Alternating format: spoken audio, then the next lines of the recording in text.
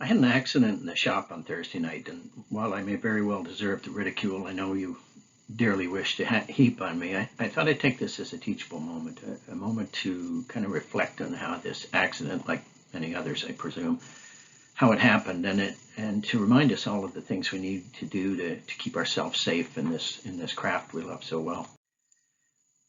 So, just over the next few minutes, I'd like to chat a bit about the lead up to the event, what happened that night, what the impact was, and how it might have been different or even maybe even avoided. If it saves any of you the pain that I've endured this past few weeks, it'll be well worth the time and effort to make this presentation to you. Um, so, incredibly, in this crazy new time that we're now all facing, this COVID-19 pandemic, my partner and I have been really fortunate to be able to pivot some of our work to have a lot of fun, learning, and activity in our work in art and craft design and production. While the craft shows and tours and other events that we would expect this time of year have dried up a bit, we've found completely new or enhanced channels of output for our work. Colleagues and friends and others who know our work have brought us new commissions, while I'm still working on some other big commissions like the chess set that I'm building for Chess Nova Scotia. So some of the projects, like a colleague of mine who wanted me to turn a Scottish walking stick from a large limb of black walnut that fell in his yard. And that really provided both a great learning experience and, of course, just the reason I needed to buy that new bed extension for my Rikon lathe. Wink, wink. So it's also been a year where I've had time to kind of sit back and work on some new designs, like the Christmas decorations you see here in this first picture, all of which are in collaboration with my very talented partner who's added great touches to the work and make them really stand out. And, instead of shows and shop tours, we've been lucky enough to find a couple of arts and craft galleries who want to show our pieces, as well as some other continuing commissions. So, really it's been quite busy and profitable, really. Of course, this success has also created some pressure to produce, and this season looks like a busy one for us, with both those galleries and our colleagues and other clients wanting decorations and gifts produced, all in time for Christmas. And in the case of one colleague, commissioned to actually build a hearth and mantelpiece to go in her new home around fireplace that you see here in the upper right corner here.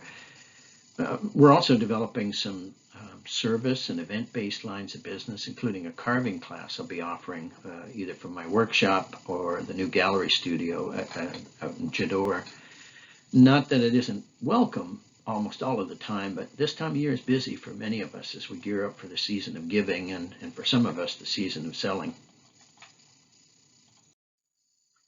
So, of course, the shop calls to me quite a lot this time of year. And I mean, it does all year round, but this time of year with more insistence on my spending time there than most other times of the year.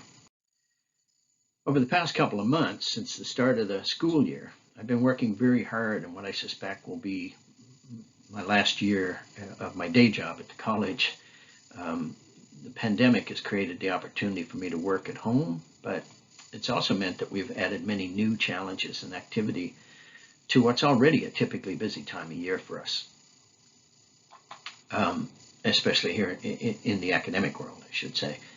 In my case, even more work has arrived because I'm part of the union's collective bargaining team, and we've been just going mad here, spending a lot of time and energy negotiating our next contract. So that was the case, and that's kind of give you a little context. That was the case on Thursday night after 2 days of hard bargaining work. I thought I'd just wander out to the shop and see where things stood and what I might get done in the coming days. My eyes fell on a chunk of maple that I knew I needed to dimension down for turning some of those cute little snowmen you saw earlier. I thought, well, why not just do a little dimensioning tonight, and then it'll be ready for a production run on the weekend. So I donned my safety glasses and set the blade as usual to barely clear the surface of the block, and grabbed my gripper, setting it to barely grip that outside piece that's going to fall away after the cut. But just as I reached the end of the rip, the gripper suddenly slipped inwards, causing the blade to begin chewing up the rubber grip under the device. And instinctively, I moved my left hand to stabilize the gripper on top of the work. I was focused on the blade showing at the top, making sure I was going to keep my hands away from that, but I missed the point that the leading edge of the blade was already coming through the block below, and my thumb contacted that spinning blade, only momentarily, but still enough to cause a serious injury. Here, I should warn you here that the next slide is going to have some graphic images of the injury, so if you're squeamish about that, you might want to jump a few minutes ahead. So, look, I was fortunate in many ways. The contact was minimal and momentary, and I had just opened up a fresh package of clean shop rags and had one close at hand to wrap up the injury. But after a visit from a local emergency response, we had to head into the hospital's emergency department, where I was pretty quickly admitted and given some pain medication. Paramedics inspected the injury, cleaned it up, and arranged for both an x-ray and a tetanus booster shot. As you can see, I'd mangled a sizable portion of my thumb on the kind of left inside section adjacent to the thumbnail, and in addition there was a lateral cut across the thumb pad, and it went deep enough to actually cut through the small bone at the tip of the thumb, separating into two pieces, as you can see in the x-ray. Incredibly, I didn't lose the thumb, and the nail bed was intact, and they tell me that's really important in determining whether they ought to amputate the tip anyway. The on-call doctor made the decision to leave it intact, stitch up the lateral cut, and then pack the entire thing with some gauze and some polysporin. So we've been tending to it ever since, very careful wound care, and hoping that the thumb will heal and remain healthy and hopefully get back to full functionality. But it'll take some time before I can hope for full use. So I guess the purpose of this discussion is really to think about what went wrong and what could I have done to prevent it. And really reflecting on the event, analyzing the anatomy of this incident, it's allowed me to consider really carefully what happened and what I should do and will do to reduce the chance of anything like that happening again. So to begin with, in my estimation, the most fundamental things have to do with the necessity of my being in the workshop ripping a piece of wood at that time of night.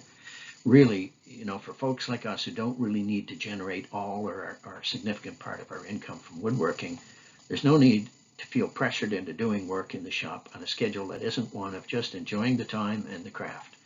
And in particular, being in the shop late at night after a couple of days of really mind-numbing meetings is really not a good choice.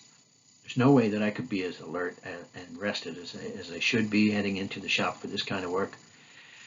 I mean, the shop is a great place to unwind from that kind of work, but if I felt compelled to go in there in the evening, I could have spent the time cleaning up, organizing, or doing some design work rather than powering up the most dangerous tool in the room.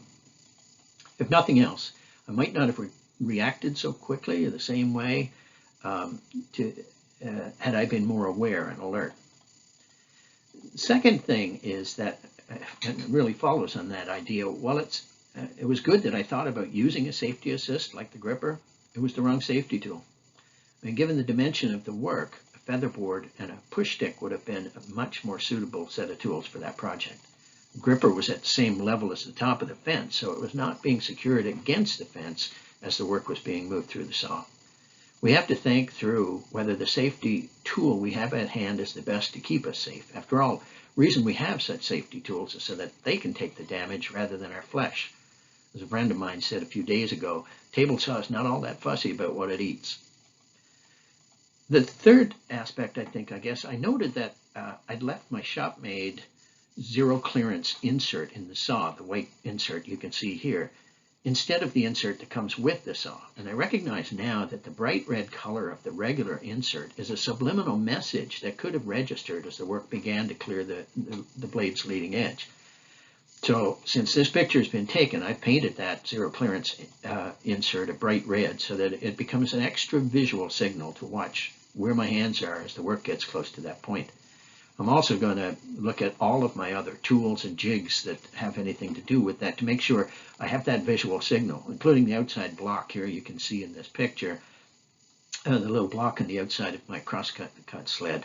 I'll be painting that red too. Look, as I said, I feel I'm very fortunate that this accident was not worse and that I will probably keep the entire thumb, though it might not be as pretty a digit as it used to be.